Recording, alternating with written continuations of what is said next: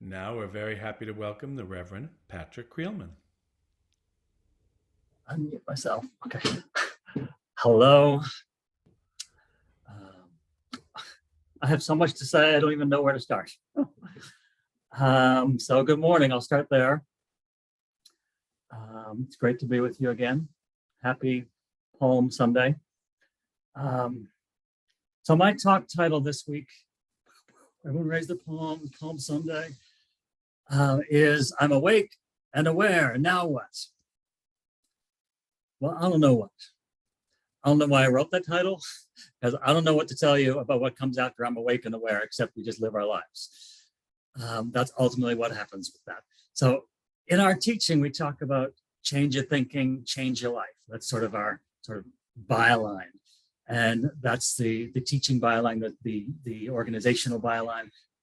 And several years ago, I worked on a marketing campaign and for Science of Mind magazine for the seminary I was in. And I used the change your thinking, change your line, and then I added another line, change your understanding, transform your life.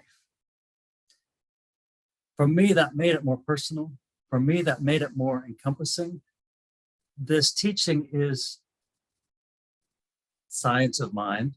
So sometimes it can be very neck up. It can be thought oriented. It can be sort of scientific. Our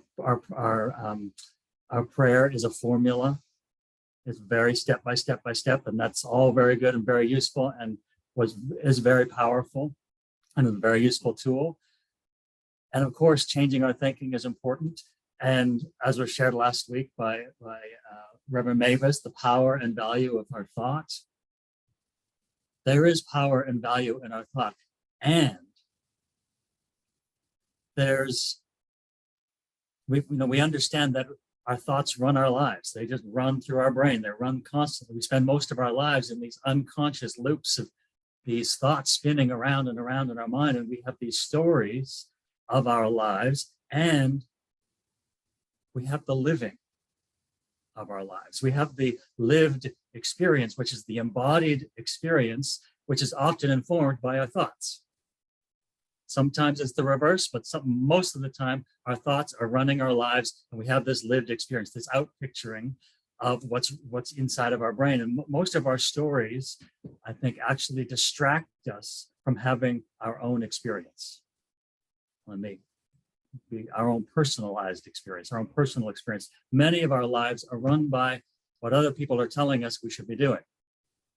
Even our spiritual experiences, we're looking to other people saying, what did they have? I should be having that, or I'm not having a real spiritual experience. I don't have a burning bush, so my enlightenment isn't as powerful as other people's. I don't have the great tablets from on high come down to my life, give me the 10 commandments to tell me what to do. I'm just living my life in a day-to-day way. So now what? We believe our truth. We believe other people's truths and look to their opinion of us sometimes and take that on to become our truths and believe that to be true for ourselves. And when we didn't even experience it for ourselves to begin with, we experienced someone else's idea of what we should believe about ourselves. Many of our ancient teachings tell us differently, and the Buddhist teachings, they tell us to let go of our storylines, to let go of those opinions, to let go of attachment, to let go of other people's ideas of us. What they're saying is to let go of the little stories about what things are, about who things are, who people are, and who we are in relationship to them, and what they look like, and what that person did to that person, and what the other folks did to us, and all of those stories that we have running and are running and running our lives. To let go of the stories that we repeat in our head over and over and over again, and we write in our journal. That person did this when I was 14, and I'm still living my life, and how dare they, and I'm 50, and that story is still running my lives at 50 years old when it was based on a truth I understood when I was 14. Why are we letting that story run our lives now? We tell our therapists, we tell our friends over and over and over and over these same stories.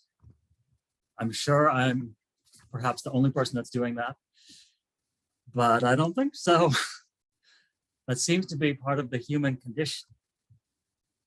until we find communities like this, until we find that we have power of the conscious mind, until we find new tools, that we don't have to default to other people's ideas. We don't have to default to other people's experience. We can have our own personal experiences. What the Buddhists say is that the moment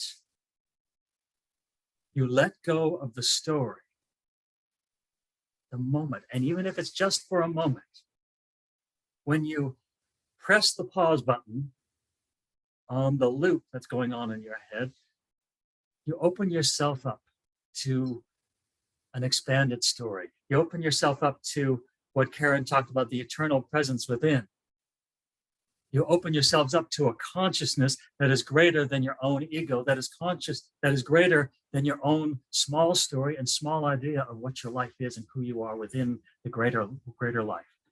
That's what Buddha came to tell us. He said, have your own experience.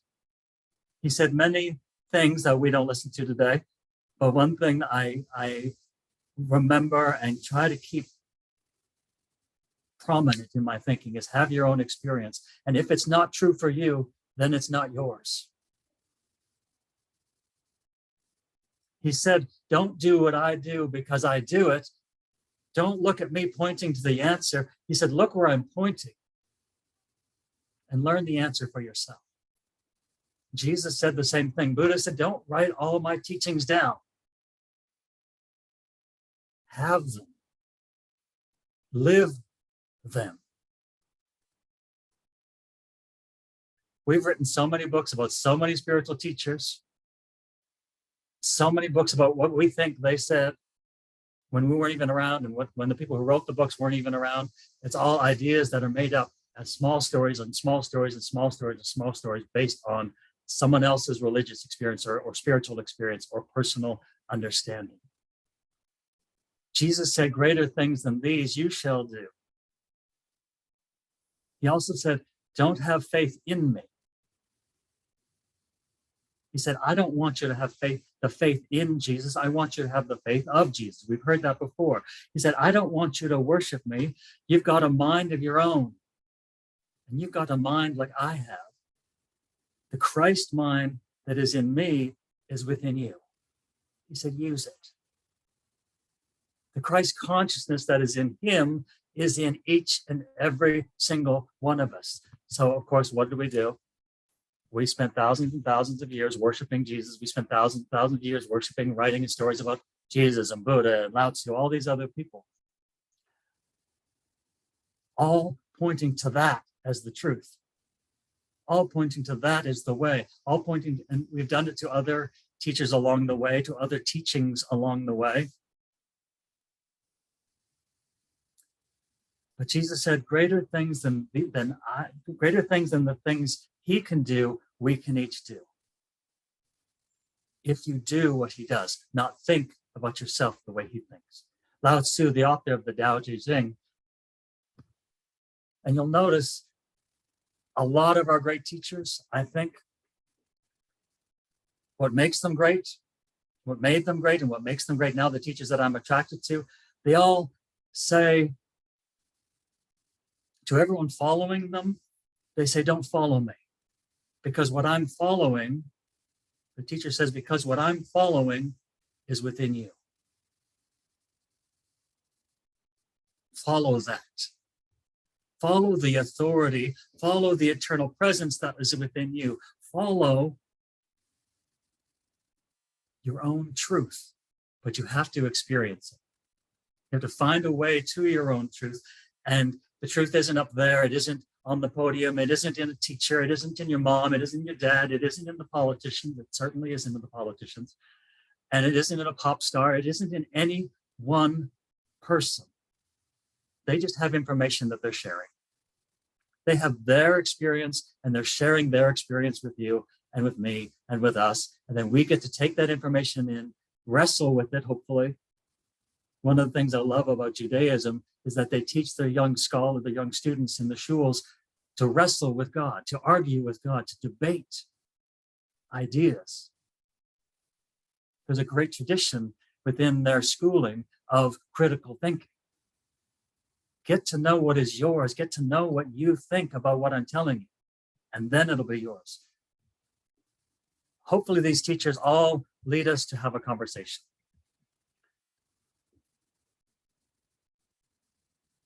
One of Buddha's basic teachings, I'm going to read it. What goes on around you, is linked to you precisely. This is not dissimilar to our teachings. It's linked to you precisely with the golden thread that goes all the way back, so that the outer world events of your life are linked to the causes and events or effects within you. The Kabbalion, the Hermetic teachings of the ancient Egypt and Greece, have said the same thing: as within, so without. Your inner universe is reflected in the outer universe around you. The eternal presence within you can be present more prominently and drive your life in a day-to-day way.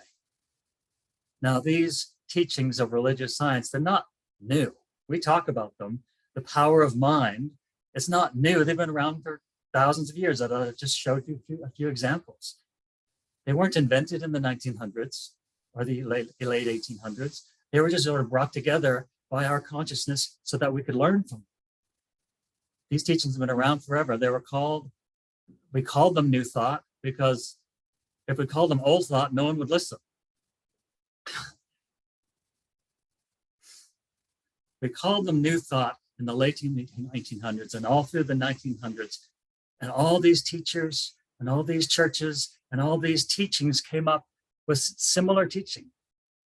I will say this Center for Spiritual Living Seattle, was founded in 1921 by a woman, Netta Holmes, no relation to Ernest Holmes, a twice divorced woman. She had moved from Canada down here, moved into this pioneer town, had grown up in a patriarchal Christian world, and decided to move here to this center, to this city, which is not such a welcoming city to women, I'm sure, in that time, 1921. It was pretty rustic.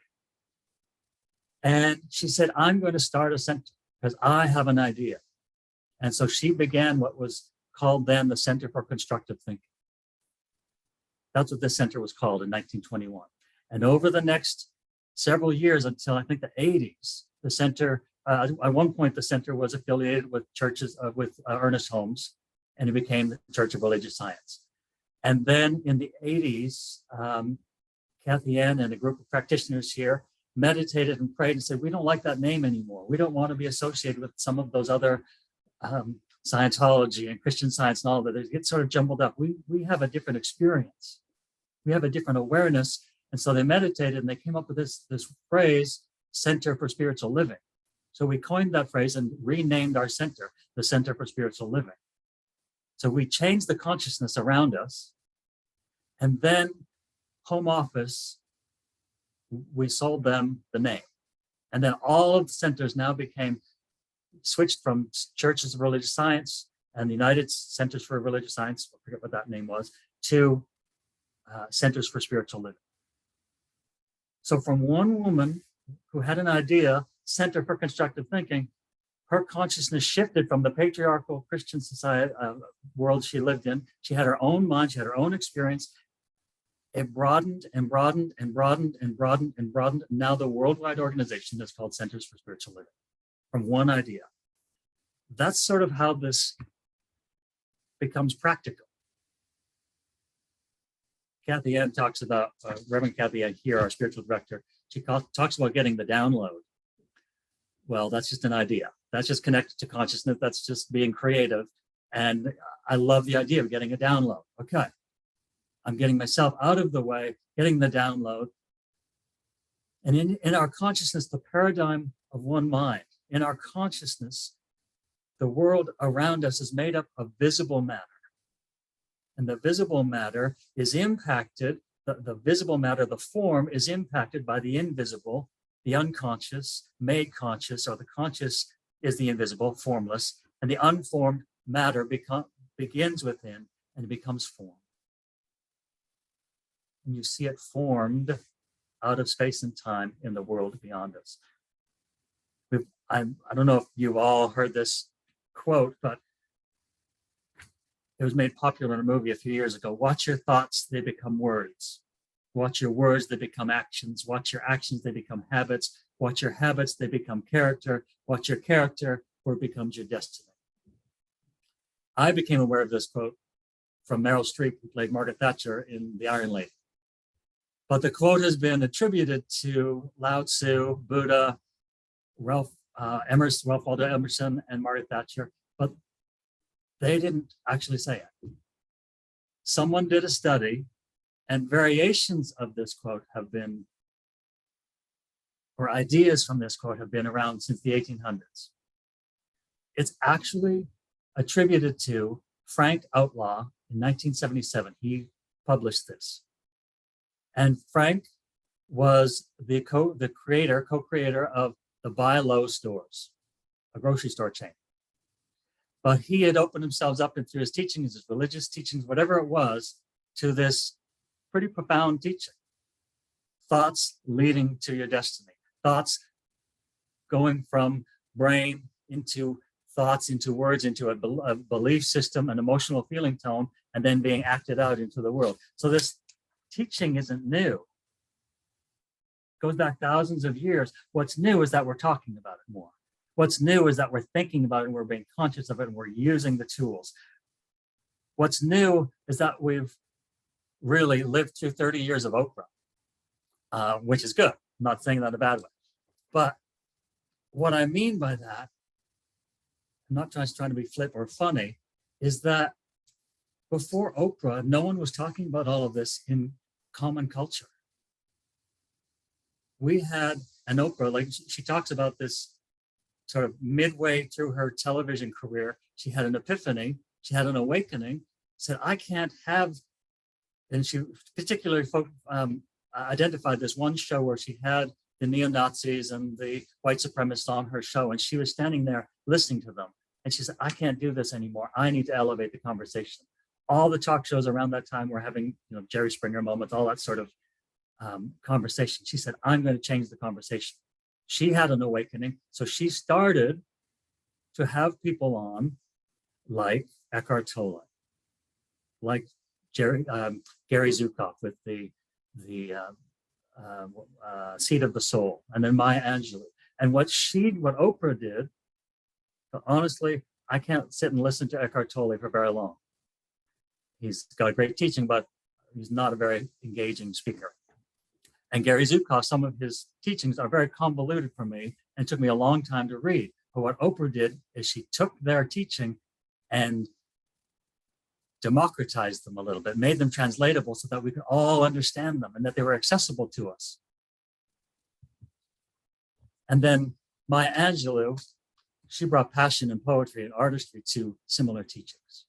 That made it accessible. That allowed us to take the teaching in, take it from our brain into our hearts, into our souls, into our beings. And now, 30 years later, we're having these conversations all the time. We have Super Soul Sunday, and people on Facebook, on YouTube, like so many teachers have grown out of that era that people are making money on mindfulness now.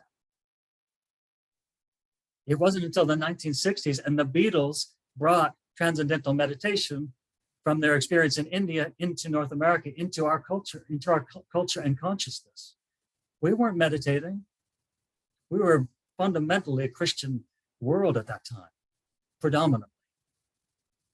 They brought this crazy idea of mindfulness and meditation to the masses. It takes people like that. It takes conversations like this that are day-to-day conversations that are us wrestling with the truths, wrestling with our own understandings.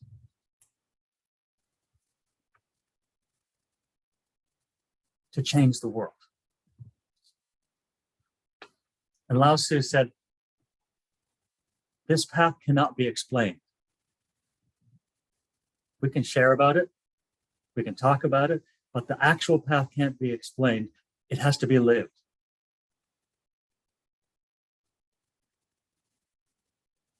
And that's the message that that Gandhi carried. Be the experience you wish to have in the world. The bigger story, I want to say this is a bigger story than you imagine. But it's not until we let go of our smaller stories, when we let go of the smallest story that's holding us back, the smaller consciousness that's holding us back before we open up to the greater consciousness. And that story isn't about Jesus. It isn't about Buddha. It isn't about Lao Tzu. It isn't about anyone else. It's about you. It's about me. The story is about the kingdom of God dwelling within you right here and right now. And the more we drop the smaller story and open ourselves up to the larger story, the more we become participants and co-creators in the consciousness in the larger world, beginning with our own world. And we do that by recognizing the power and the value of thought and the power and value of embodied experience, bringing the divine into the human that leads into a full-bodied knowing and expanded awareness that we are connected to everything, the eternal presence within. And you do that by living it, not by convincing others, but by living it yourself. And by loving yourself all along the way, all through the stumbles, and then opening yourselves up over and over and over again to the eternal presence that lives within you. Enough said. Namaste. Thank you,